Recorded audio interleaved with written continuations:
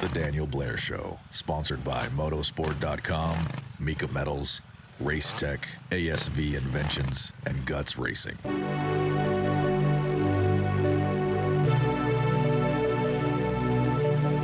So many storylines heading into Detroit, but there can only be one lead story, and it's obviously Malcolm Stewart. Do you know how good it feels to say that? Malcolm is a 450 main event winner. Yes! You know, the odds were getting smaller, reality was setting in, and the feeling of satisfaction on a solid career run was right around the corner. But then straight out of a movie, Malcolm rocks the building, takes the checkered, makes history, and for the first time since AP in San Diego, the entire sport was unified as one, as Malcolm captured our hearts, made us lose our voices, and reminded us how truly badass this sport is. Even Hombre was happy, which is surprising when you look at the history. So where were you when it happened? Most were at home on the couch. I was in a hotel in Asheboro, North Carolina, while the lucky ones were in the stadium. They got to scream, they got to feel it. But nobody felt it more than the baddest daddy in the pits, Big James, and big bro, Little James, who watched proudly from the booth and got to actually call the win. These scriptwriters. Regardless of the location, everyone watching loved it. But in reality, the dream of winning a 450 main was feeling over.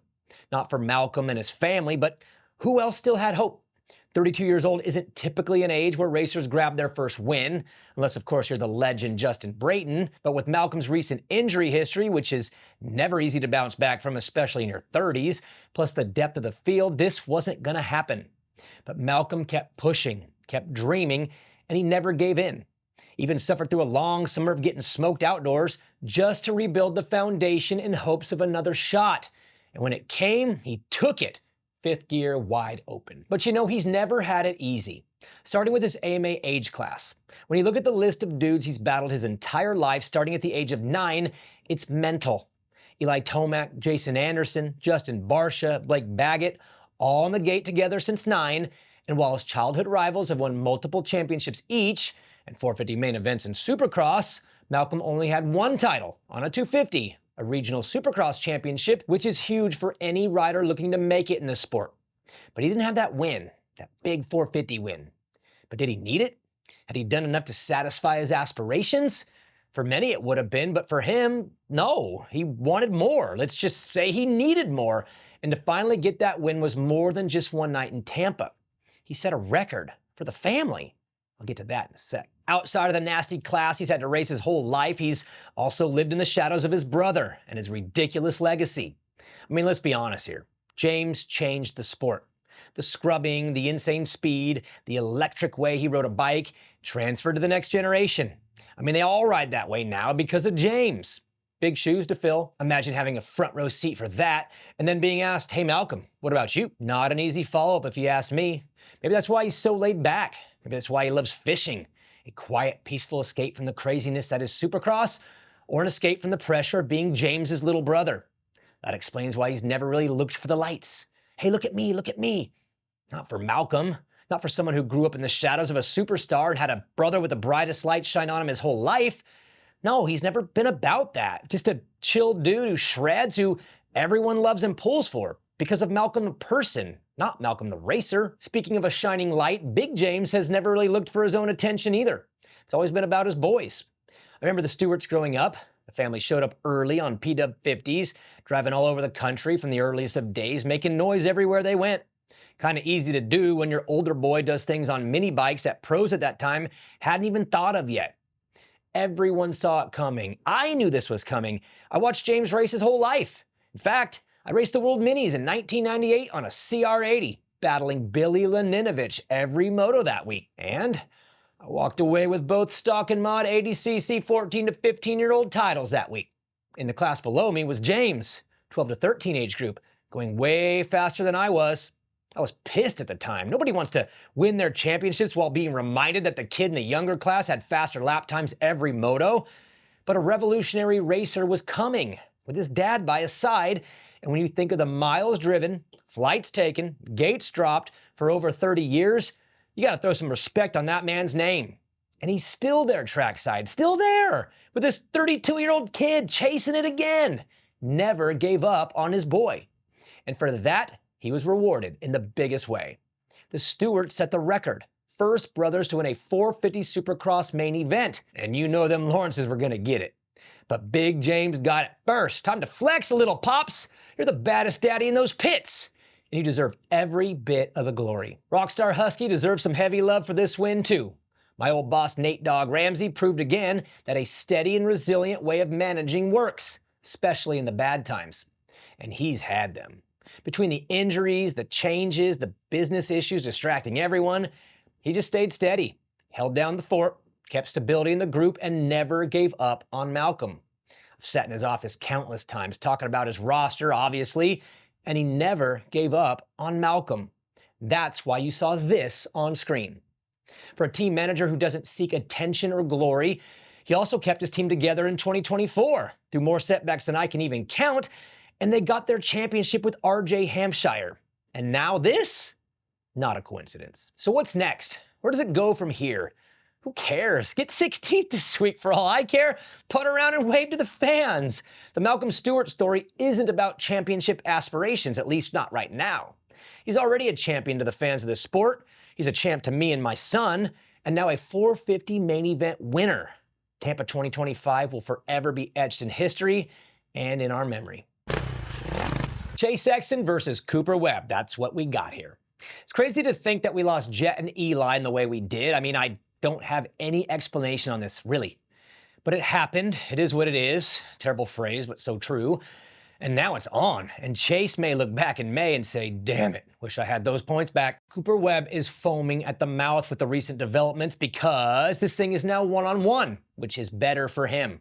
Chase is still faster. Chase is built for the long run, but he's about to experience the best of Cooper, I believe, which we saw a bunch of in Tampa. The heat race was incredible. The ride through the pack in the main was sick. And regardless of Jett and Eli's departure, he was going to be a pit bull all the way to Salt Lake. But now he'll lock in on a guy who has a tendency to flip.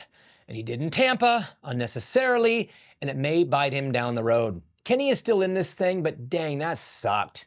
Regardless of where you point blame, the points matter, and he lost a bunch to two dudes he doesn't want to be behind mid to late season. Kenny's odds were better the better he did early, and maybe getting on a little run or at least matching the other two would have given him a better shot come May. Maybe the frustrations of Tampa fuel him to another level. I mean, to be fair, the crash came, in my opinion, from an uptick in aggression, a bigger willingness to gamble, which he probably needs to win this thing anyways. But due to the math, he needs to put up some 25s right away, and a few of them. The next two stadiums are good for him, but they're good for Coop too. And everything is good for Chase.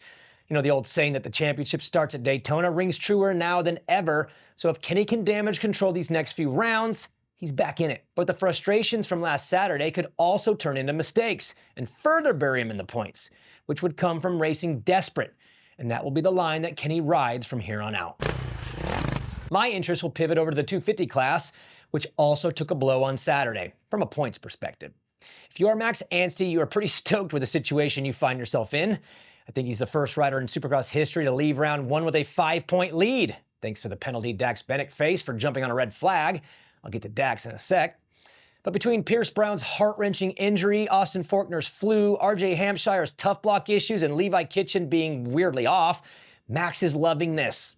But this is 250 Supercross. These dudes are not yet put together. There's madness everywhere, so it's hard to just give it to Max this early. But it feels that way, regardless of his competitors' issues.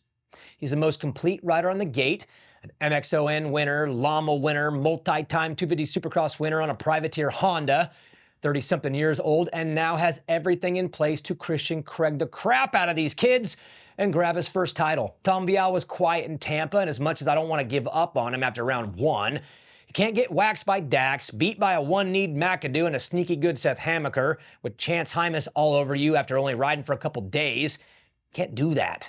It's not a bad look, but it's not a good one either, and he will need to be way better in Detroit for me to get on board. Austin will be better. RJ looked ready to go in that heat, and I'm assuming that Levi will be the good Levi again on Saturday. Tom's fifth could have been a seventh or an eighth, straight up, without issue, and that isn't beating Max Anstey. When it comes to Dax, I only have one thing to say. Eat crow, doubters. Dax has been my guy since the day I met him. I've seen the special he can bring. I know he can be a champion. And as much as people have doubted him, especially to my face, you can all eat one. The kid has it. And with a gate full of factory riders, 11 to be exact, him being the only one to never win a pro race, it would have been easy for him to just blend in and be okay. But he got second, rode like a man, and even after the red flag restart with the whole field on his tail, he handled it, closed it down, back on the podium. Does he do it again this weekend? I don't know. It's a brutal class, and this top 7 is going to be a brawl.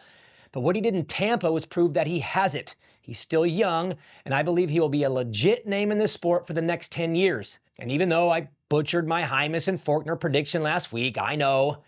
How many of these kids have I missed on? See you next week.